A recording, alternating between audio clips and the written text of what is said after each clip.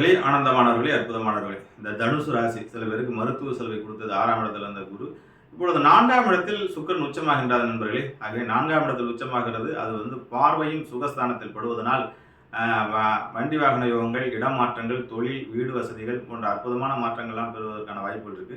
முக்கியமாக இந்த ஹாஸ்பிட்டல் செலவு, இந்த குருனால ஏற்பட்ட விரயங்கள் எல்லாத்தையுமே அடுத்த ஒரு நாள் ஆபத்துவதன் மாதிரி உங்களை காப்பாற்றி சுக்கிர பகவான் நல்லத்தையும் அற்புதத்தையும் ஆனந்தத்தையும் செய்வார்.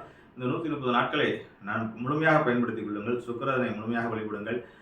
தீர்த்த யாத்திரை கடைபிடிங்கள். உங்களுக்கான ஜோதிர்லிங்கம் காசி விஸ்வநாதர். காசி விஸ்வநாதரை கெட்டியாக பிடித்துக் கொள்ளுங்கள்.